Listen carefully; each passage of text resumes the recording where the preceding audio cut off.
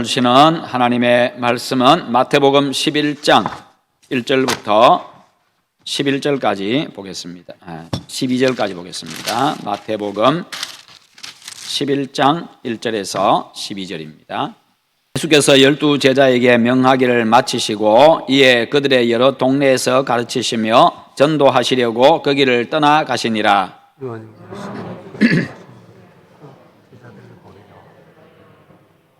예수께 여짜오되 오실 그이가 당신이 오니이까 우리가 다른 일을 기다리오리이까.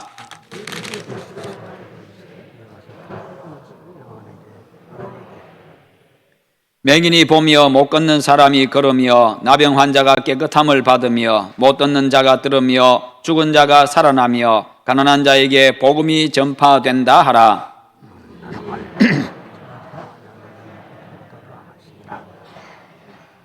그들이 떠나매 예수께서 무리에게 요한에 대하여 말씀하시되 너희가 무엇을 보려고 광야에 나갔더냐? 바람에 흔들리는 갈대냐?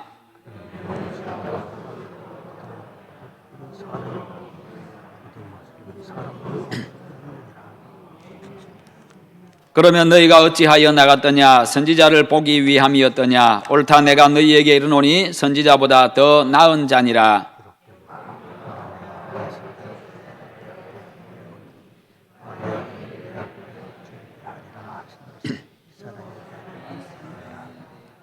내가 진실로 너희에게 말하노니 여자가 낳은 자 중에 세례 요한보다 큰 이가 일어남이 없도다. 그러나 천국에서는 극히 작은 자라도 그보다 크니라. 세례 요한의 때부터 지금까지 천국은 침노를 당하나니 침노하는 자는 빼앗느니라. 아멘. 오늘 말씀의 제목 같이 한번 읽어봅니다. 이런 믿음의 사람이 됩시다. 아멘. 오늘도 변함없이 하나님을 예배하기 위해 나온 여러분, 예배를 받기 위해 이곳에 임재해 계신 하나님께서 여러분에게 큰 은혜를 베풀어 주실 것입니다. 은혜 가운데 예배하는 그런 시간 되시기를 축원합니다. 옛날에 한 왕이 이제 자기 공주를 결혼시키기 위해 가지고 전국에다가 방을 붙였습니다. 신랑감을 구하기 위함이었습니다. 그래서 그 방을 보고 전국에서 수많은 청년들이 모여들었습니다. 그러자 그 청년들을 데리고 왕이 이제 아그떼가 우글거리는 연못으로 데리고 갔습니다. 그리고는 거기에 쭉 줄을 세워놓고는 이제 이 아그떼가 우글거리는 이 연못을 헤엄쳐서 무사히 건너는 자에게, 가장 먼저 건너는 자에게 내가 내 딸을 주겠다, 그렇게 했습니다. 그 말이 떨어지기가 무섭게 한 청년이 뛰어들어가지고 온 힘을 다해서 발버둥을 치면서요, 그렇게 해가지고 얼마나 절박하겠어요. 그렇게 해서 얼마나 발버둥을 치는지 그냥 악어들이 발에 채여 죽을까 봐서 가까이 못할 정도로 그렇게 해서 무사히 강을 건넜습니다. 이제 연못을 건넜는데요, 그러자 그것을 보고 있던 왕과 신하들과 주변 사람들이 다 박수를 쳐줍니다. 그런데 이 청년이 갑자기 뒤로 돌아서더니 크게 소리칩니다. 누가 밀어서? 그렇게 하는 것이었습니다. 그렇습니다. 우리가 때로는요, 우리가 살다 보면요, 악어떼가 울거리는 것 같은 그런 세상 속으로 우리를 밀어 넣을 때가 있습니다. 때로는 사탄이 우리를 그렇게 밀어 넣을 때가 있고요, 때로는요, 하나님께서 우리를 그런 곳으로, 아주 험악한 곳으로 밀어 넣을 수가 있습니다. 여러분, 그러나 그럴 때라 할지라도 모든 것을 합력하여 선이 되게 하실 여호와 하나님이 계심을 믿고 믿음으로 나가면 악어한테 잡아먹히는 것이 아니라, 잡혀먹히는 게 아니라 오히려 악어 한 마리 잡아가지고 나올 겁니다. 그와 같이 우리가 하나님이 함께 하심을 믿고 믿음으로 나가면 승리의 삶을 살 수가 있는 겁니다. 그러므로 어떤 경우에든지 여러분 믿음으로 전진하는 여러분들 다 되시기를 축원합니다.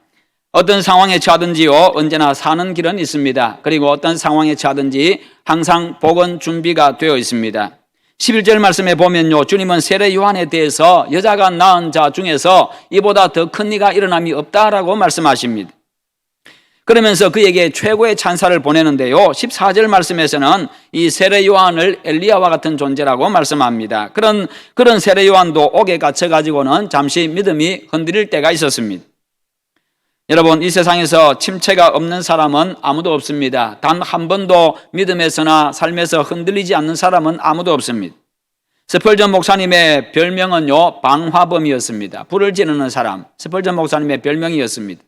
왜 그런 별명이 붙었는가 하면요, 그의 설교를 들으면 사람들의 가슴에 이 사명의 불이 붙고 사랑의 불이 붙는다고 해가지고 그의 별명을 방화범이라고 붙였던 겁니다.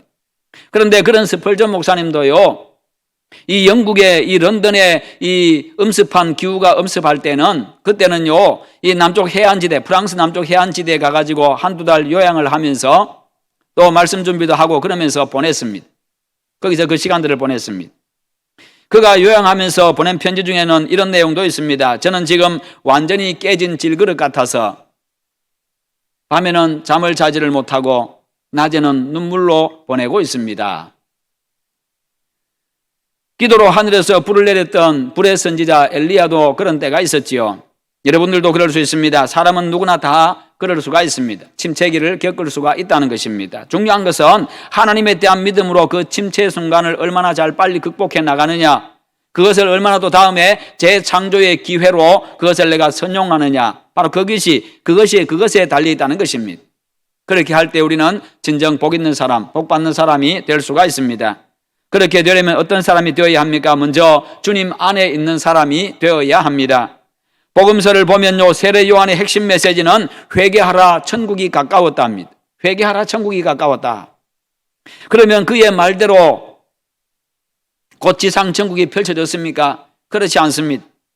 그러면 천국이 가까웠다는 이 세례 요한의 말은 무슨 말입니까? 메시아가 가까이 왔다, 예수가 가까이 왔다, 그 말입니다. 메시아가 가까이 왔다.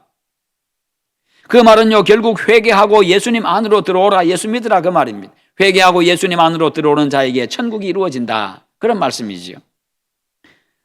여러분, 천국의 출발점, 복의 출발점은 바로 회개에 있습니다. 회개가 없으면 진정한 복이 없습니다. 회개가 없어도 복 받을 수 있다고 생각하는 것은 잘못된 생각입니다. 그것은 영적인 착각입니다. 사탄의 유혹입니다.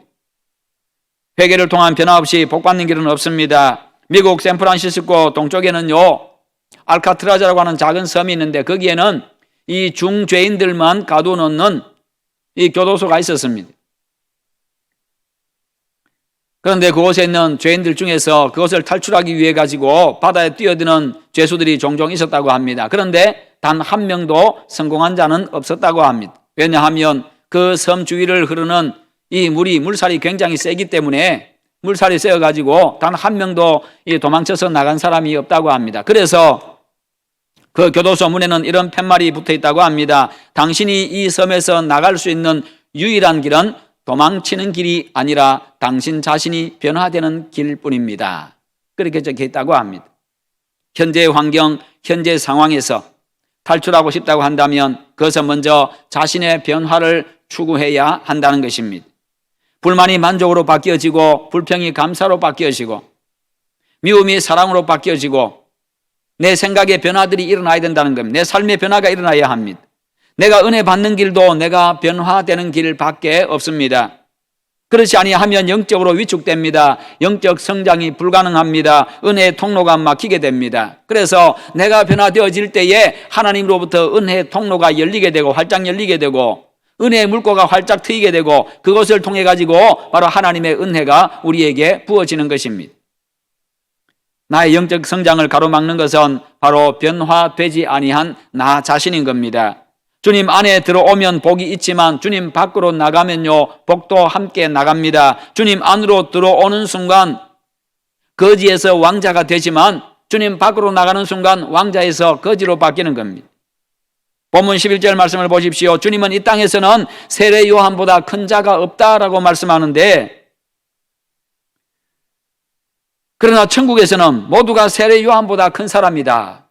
이 땅에서는 세례 요한보다 큰 사람이 없다. 여자가 낳은 자 중에 그보다 큰 이가 일어남이 없다. 큰 자가 없다. 그러나 천국에서는 세례 요한보다 작은 사람이 없다. 모두가 다 세례 요한보다 큰 사람이다. 그렇게 말씀하십니다. 이 말은요, 주님 안에 있는 것이 얼마나 큰 복인가를 말씀해 주고 있습니다. 우리는 주님 안에 있는 것을 무엇보다도 큰 복으로 여겨야 합니다. 내가 예수 그리스도가 구주임을 알고 나를 구원하신 구원자임을 알고 그분을 믿는 것 그 자체, 하나님의 자식이 되어진 것 이 자체가 가장 큰 복이라는 겁니다.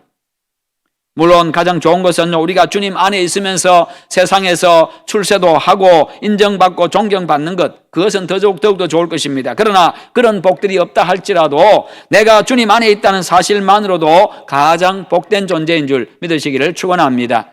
우리는 가장 큰 복을 받은 사람들입니다. 우리는 외적인 조건으로 내 가치나 남을 평가하는 일이 없어야 합니다. 그 사람의 겉모습을 보고 그 사람의 현재 환경과 형편을 보고 사람을 판단하는 일이 없어야 합니다. 언제나 주님 안에 거하는 그런 여러분들 되시기를 축원합니다. 내 안에 주님이 계시느냐, 내가 주님 안에 있느냐, 바로 이것이 중요한 겁니다. 두 번째는 흔들리지 아니하는 사람이 되어야 합니다. 7절 말씀에서 주님 말씀하십니다. 너희가 무엇을 보려고 광야에 나갔더냐? 바람에 흔들리는 갈대냐? 부드러운 옷 입은 사람이냐? 선지자냐? 그렇게 묻습니다. 왜 광야에 나갔느냐? 바람에 흔들리는 갈대 보려고 광야에 나갔냐? 부드러운 옷 입은 사람 보려고 나갔느냐? 선지자를 보러 나갔느냐? 흔들리는 갈대는요, 주관이 뚜렷하지 못하고 우유부단한 사람의 특성을 가리키는 말입니다. 이런 사람은 대중의 여론에 쉽게 요동합니다. 흔들립니다. 자신에게 불리한 상황에서 자신의 주장과 태도를 잘 바꿉니다. 쉽게 바꾸어 버립니다. 여기서는 요한의 성품을 빗대는 표현이기도 합니다. 누가복음 7장에 보면요, 세례 요한의 제자들이 예수님이 각종 질병을 고치고 그리고 죽은 자를 살리는 장면을 목격하고 자기의 스승인 세례 요한에게 가서는 그 사실을 보고를 합니다. 그러자 세례 요한이 그들 중에서 2명을 뽑아가지고 예수님에게 보냅니다. 보내면서 가서 그분에게 한번 물어보라고. 당신이 오신다고 말씀하신 오실 그이가 맞습니까? 오신다고 약속된 그 메시아가 맞습니까? 아니면 우리가 다른 사람을 기다리오리까? 그렇게 한번 물어보라고 이야기를 합니다. 요한은 광야에 있을 때요, 사람들에게 예수님의 메시아성을 증언했습니다. 그러나 예수님의 메시아성에 대해서 의문을 나타내자 예수께서 갈대라고 지적하신 겁니다.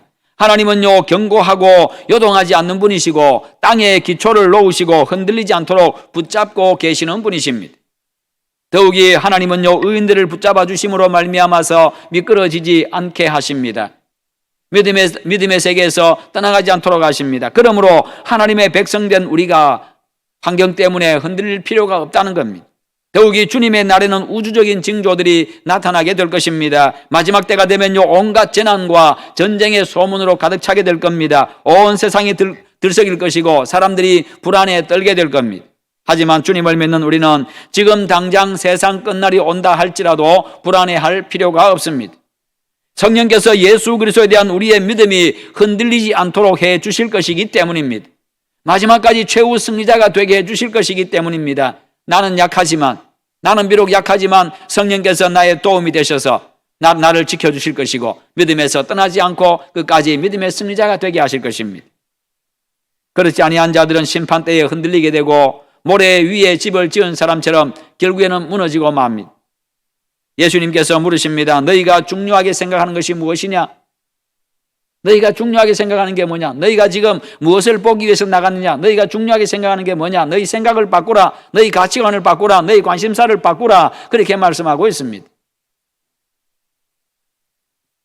뿐만 아니라 세상이 부러워서 유혹되지 말라. 또는 세상이 두려워서 불안해하거나 두려워하지 말라. 흔들리지 말라는 것입니다. 모세가 죽은 후에 하나님은 여호수아를 불러서 말씀하십니다. 좌로나 우로나 치우치지 말라. 좌로나 우로나 치우치지 말라. 어떤 경우에도 하나님의 말씀에서 벗어나지 말라는 말씀입니다.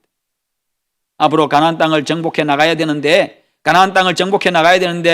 그것은 바로 너희들이 목숨 걸고 싸워야 되는 바로 그거 전쟁을 앞으로 너희들이 해야 된다 그 말이죠. 그럴 때에 어떤 상황에 처한다 할지라도 내가 시킨 대로 내 말씀에서 벗어나지 말고 좌로나 우로나 치우치지 말고 내가 말씀한 대로만 그래 행하라고 그렇게 말씀하고 있지요. 그래야 그들이 많은 전쟁들을 수행하면서 하나님을 경험하게 되고 말씀대로 하니까 되는구나.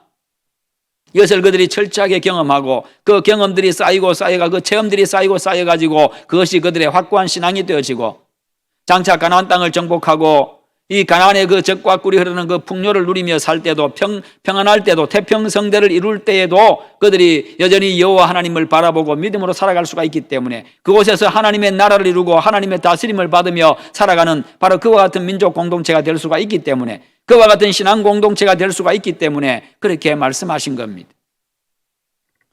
예수님도 말씀하셨습니다. 쟁기를 들고 뒤를 돌아보는 사람은 내게 합당하지 않다라고 말씀하셨지요. 사도 바울은요, 표대를 향해서 흔들리지 말고 전진하라고, 표대를 향해서 나가라고 그렇게 말씀했습니다.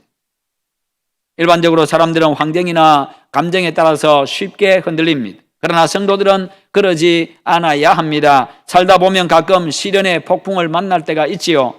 그때 흔들리고 우왕좌왕하고 원망 불평하고 절망하면요, 결국 사탄에게 케오패 당하고 맙니다.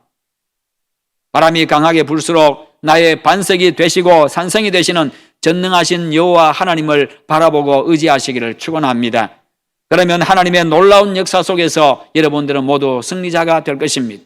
오히려 그 바람을 뚫고 지나가서 아주 잔잔한 아주 평온한 들판에 여러분들이 이르게 될 것입니다. 세 번째는요, 희망을 잃지 않는 사람이 되어야 합니다. 우리와 같은 사람이 세례 요한보다 큰 사람이라는 말이 무슨 말입니까? 예수 그리스도의 십자가 대속의 죽음과 부활, 그것을 믿는 사람들은 아무리 작고 보잘것없다 할지라도 세례 요한보다 큰 사람이다라고 지금 말씀하고 있는 겁니다. 왜냐하면 세례 요한이 예수 그리스도는 목격했지만 예수 그리스도의 십자가 대속의 죽음과 부활을 목격하지를 못했습니다. 예수 그리스도를 통한 구원의 비밀을 깨닫지를 못했기 때문입니다. 구약의 모든 위대한 인물들도요, 오실 메시아를 기대하고 살았었지만 그러나 그런 점에서 오신 메시아, 이미 오신 메시아를 우리가 알고 믿는 우리들보다는 훨씬 더 못하다는 것입니다. 우리가 훨씬 더 신앙적으로 탁월하다는 것입니다. 신약시대 성도는요, 구약의 성도들과 세례 요한이 이해하지 못하고 있었던 예수 그리스도의 십자가 대속의 죽음과 부활을 통한 이 구원의 도리를 깨닫고 믿고 있기 때문입니다. 그래서 세례 요한보다 큰 사람이다, 그렇게 말씀하고 있는 겁니다. 요한복음 14장 12절과 16절에 보면 심지어 예수님은요, 예수님을 믿는 사람들은 예수님의 사역을 지속할 뿐만 아니라 나는 올라간다, 나는 승천한다, 하늘로 올라간다, 그러나 너희들은 이 땅에 남아있을 것이고 보혜사 성령께서 오셔서 너희들과 함께 할 것이다. 그리고 그분과 함께 너희들은 내가 하던 일도, 내가 그동안 해왔던 일을 너희들이 계속할 것이고 그리고 나보다 더 큰 일도 행하리라. 예수님이 그렇게 말씀하셨어요. 우리를 향해 가지고 예수님이 하신 사역을 지속해 나갈 거고 그리고 나보다 더 큰 일도 할 것이다. 왜 이렇게 말씀하십니까? 어떻게 우리가 예수님보다 더 큰 일을 할 수 있겠어요? 그런데 그렇게 한다라고 말씀합니다. 예수님이 이 땅에서 하신 사역이 뭡니까? 구원자로 오셔가지고 가르치고 전파하고 치유하는 사역이었습니다. 하나님의 말씀을 가르쳤습니다. 선포했습니다. 그리고 복음을 전파했습니다. 하나님의 나라를 전파했습니다. 그리고 치유했습니다. 우리도 그 사역을 계속할 것이다. 우리 역시도 복음을 전파하고 하나님의 말씀을 가르치고 그리고 기도를 통해서 치유하고 그렇게 할 것이다. 그럼 나보다 더 큰 일도 행할 것이다. 예수님은요, 팔레스틴 땅에서 조그만 땅에서 그 일을 하셨습니다만 그러나 우리에게는요, 세상 모든 민족을 맡겼습니다. 땅 끝까지 가라고 말씀하셨습니다. 우리는 모든 그 세상 모든 사람들에게 갈 수 있다는 것이지요. 더 큰 일을 하는 것이지.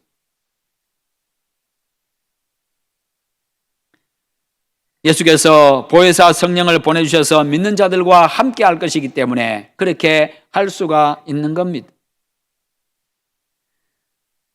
요한복음 14장 12절에 나를 믿는 자는 내가 하는 일을 그도 할 것이요 또한 그보다 큰 일도 하리니 이는 내가 아버지께로 감이라. 14장 16절에 내가 아버지께 구하겠으니 그가 또 다른 보혜사를 너희에게 주사 영원토록 너희와 함께 있게 하시리니. 그래서 할 수 있는 겁니다. 그러므로 우리는 비록 연약하고 부족하지만 나 자신에 대한 희망을 결코 잃지 않아야 합니다. 우리는 그렇게 주님께서 하시던 그 사역을 계속해 나가야 될 자들이고 그보다 더 큰 일도 해 나가야 될 사람들입니다. 그러므로 현재 내 자신의 형편, 어떤 그런 것들, 세상적인 어떤 눈에 보이는 형편들 때문에 희망 잃지 마시고 절망하지 마십시오. 우리는 위대한 일을, 위대한 사명을 맡고 있는 사람들입니다. 우리는 어떤 일을 만나도 희망과 용기 잃지 않아야 합니다. 우리에게는 함께 하시며 도우시는 성령 하나님이 계시기 때문입니다. 그분은 창조주 하나님이십니다. 하나님의 권세 있는 말씀 한마디면요, 모든 게 세워지기도 하고 사라지기도 합니다. 그러므로 항상 함께 하시는 성령 하나님의 음성을 들으시기를 축원합니다. 함께 하시고 역사하시는 그 성령 하나님을 온전히 의지하시기를 바랍니다.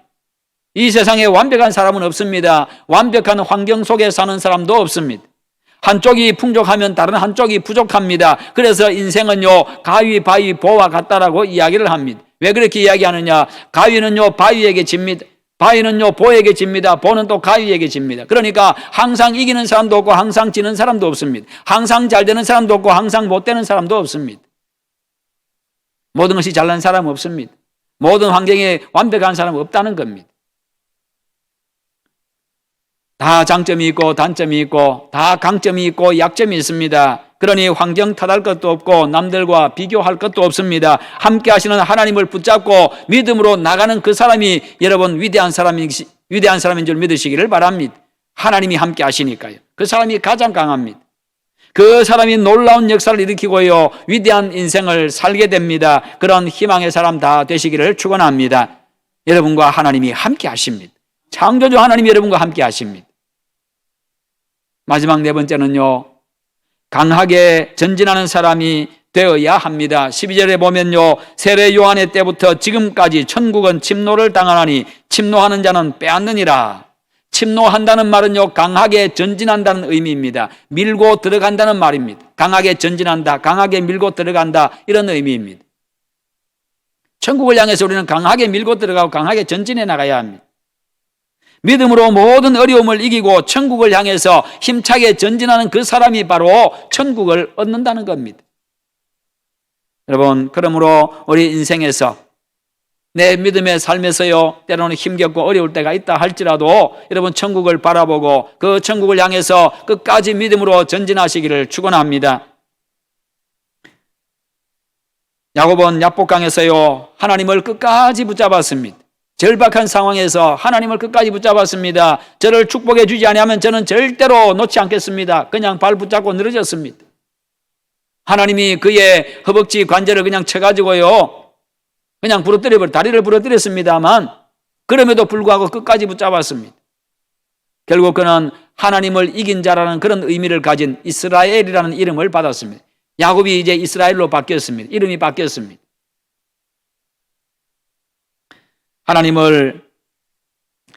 우리도 하나님이 안 된다는 믿음으로 하나님을 강하게 붙잡아야 합니다. 뼈가 부러지다 못해서 으스러진다 할지라도 우리는 끝까지 붙잡아야 합니다. 그래서 영적 이스라엘이 되어야 합니다. 모든 복의 근원이 여호와 하나님이시기 때문에, 하나님이 함께 하시면 위대한 인생, 승리하는 인생이 되기 때문에요, 절박하게 붙잡아야 합니다. 인생은요, 하나님의 복을 받아야 살기 때문입니다. 그렇게 비전을 향해서 믿음으로 강하게 전진하면 반드시 꿈을 이루게 될 것입니다. 환경이 조금 나빠도 관계가 없습니다. 머리가 좀 안 돌아가도 괜찮습니다. 믿음으로 하나님을 끝까지 붙잡고요, 비전에 집중하고 말씀에 집중해서 살면 내 인생에 큰 역사가 일어날 것입니다. 무엇이든지 좋은 일이라고 한다면요, 무엇인지 좋은 일이라고 한다면은 그냥 끝장을 보겠다는 그런 마음으로, 그런 자세를 가지고 하나님 의지하고 나아가십시오.